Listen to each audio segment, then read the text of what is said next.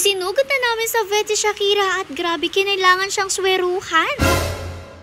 Sa previous video namin, pinakita nga natin sa inyo kung paano ang pupo ni Shakira ay meron nga po mga dugo. Pero nung pinahuli namin pinakita sa inyo, talagang basag na basag pa yung dumi niya at madugo. Pero ngayon naman medyo buo na siya pero madugo pa rin. Kaya naman kahit may lakad tayo today, hindi tayo nagdalawang isip na talagang idaan agad-agad si Shakira dito sa vet. Yun nga lang, dito na natin siya nilagay muna sa likod kasi nga po medyo sikip na talaga sa loob at hindi nga kasya itong cage niya since big girl na nga po siya. Actually, bago nga umalis, tinry pa talaga namin kung magkakasya yung cage na yun sa loob. Talagang pinagsiksikan na nga ni Kuya Jomar yung cage na yan pero hindi talaga kayanin. Kaya naman wala na silang choice kundi dito na nga lang muna siya sa likod pero safe naman siya dito guys. Hindi rin naman mainit nung time na to. Actually sobrang lamig pa nga kasi tag-ulan. At isa pa meron din naman siyang bubong dito. Kung umulan man hindi siya mababasa pero kung umulan talaga ready naman siya tayo na ipasok siya sa loob kahit bit na nga lang natin siya. Pero naging okay rin naman siya dito sa likod na talagang halos metmaya namin siyang lingunin para nga ma-make sure na safe rin siya. Yun nga lang pagdating namin dito ayan talagang si Doc lang rin nga yung nakatulong sa amin pagbubuhat dito kay Shakira kasi nga wala rin daw sila mga lalaking kasama dito ngayon. Kaya naman si Doc na lang rin ang to the rescue ngayon at actually dalawa po silang Doc na tumulong sa atin pagbubuhat. O diba? For the tulong-tulong sila dyan pagbubuhat nga sa batang Shakira. Inakyat na rin nga siya dyan since dito nga sa second floor yung vet nila kaso dito tayo nagka-problema pa rin kasi naman hindi nga mabuksan ni Doc itong isang pintuan. Kaya naman no choice na tayo at iniwan na nga lang yung cage na to dito sa may hagdan tapos si Doc nga ay kinuha na lang talaga niya etong si Shakira para makapasok na rin nga siya sa loob. Since kanina pa talaga niyang pinipilit buksan yung pinto at hindi talaga mabuksan-buksan. Buti na lang nga, madali lang rin niya nakuha itong si Shakira at pagkapasok rin nga pala sa loob, diniretso na rin nga niya si Shakira dito nga po sa timbangan para makita nga yung timbang niya ngayon kung tumataas ba or mas bumababa. At isa pa dyan rin nga natin malalaman kung ilan ba yung dosage ng gamot na talagang ibibigay sa kanya kung sakasakali man na meron nga siyang nararamdaman or kung may sakit siya. Pagdating naman natin dito sa loob, una na nga napansin ni Doc itong mga balahibo ni Shakira kasi naman talagang shedding season at actually ganitong edad nag-uumpisa silang mag-shed. Kaya naman kung mapapansin nyo, extra fluffy talaga ngayon ng Shakira natin kasi ready to shed na nga yung iba niyang mga balahibo. Bago man siya tingnan ni Doc, syempre nagpakwento na nga si Doc kay Mother ko no ba yung mga nakikita natin kay Shakira ngayon at ilan nga sa mga sinabi ni Mother is sobrang hina nga niyang kumain at madalas talaga halos di na siya kumain. Kumbaga wala na talaga siyang gana sa pagkain at alam niyo basta ganun ay may nararamdaman na nga ang ating mga fur babies. Hindi lang kasi minsan talaga picky eater, minsan talaga may nararamdaman na rin sila. Syempre, sinabi na rin nga ni Mother kay Doc yung sa pagpupo niya na may kasamang dugo. Tinanong rin nga ni Doc yung consistency ng pupo at syempre, binanggit rin naman ni Mother yung consistency kahapon na malambot at ngayon nga is medyo matigas na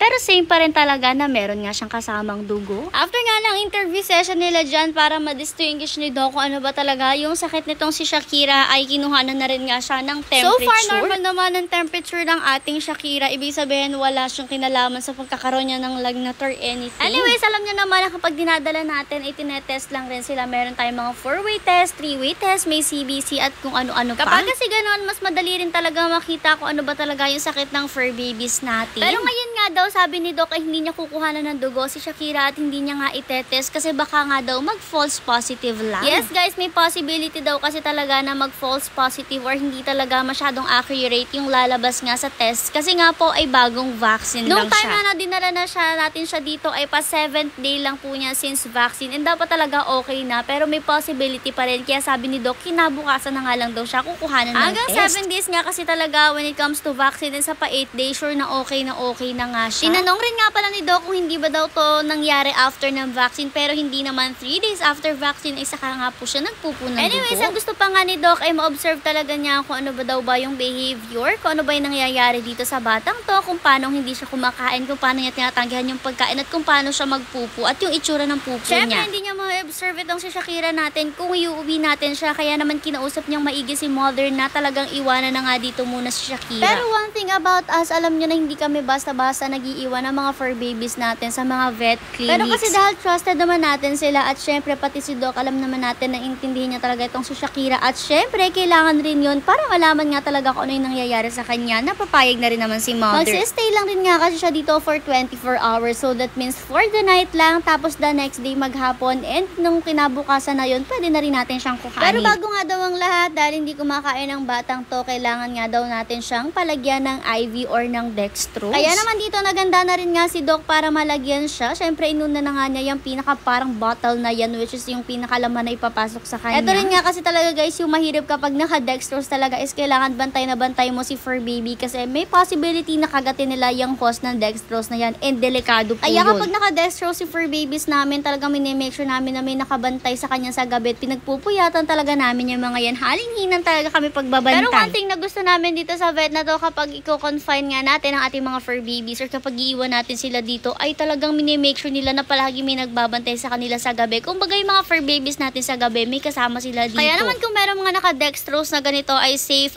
nga po talaga sila. At syempre hindi rin malulungkot ang ating fur baby dito kasi nga po syempre may kasama sila dito magdamag at hindi nila ma-feel na mag-isa sila. Kaya naman okay na okay rin sa amin na iwanan nga ito si Shakira since alam namin na may magbabantay sa kanya at hindi nga mamumroblema si mother. Kasi nga kung alam ni mother na walang magbabantay, ay Diyos ko, hindi talaga yun mapapapayag kasi nga habang gabi hindi makakatulog yan si mother, kakaisip ko okay ba si Shakira. Anyways, balik na tayo sa video. Eto nga, kinakabitan na siya dito ng dextrose pero medyo nahihirapan nga si Doc na hanapan siya ng ugat at hindi nga talaga makatusok pa si Doc. Kaya naman sabi ni mother, bukas na nga lang daw siya pakabitan ng IV. Si mother na rin ngayon nagdesisyon yan kasi mahihirapan rin nga sila sa ngayon. Anyways, ayun na nga guys, dito muna siya magsistay sa cage na to for the night and for the whole day tomorrow. Mamimiss natin siya pero syempre hoping tayo na makita niya yung sakit niya para mapagaling na rin natin siya.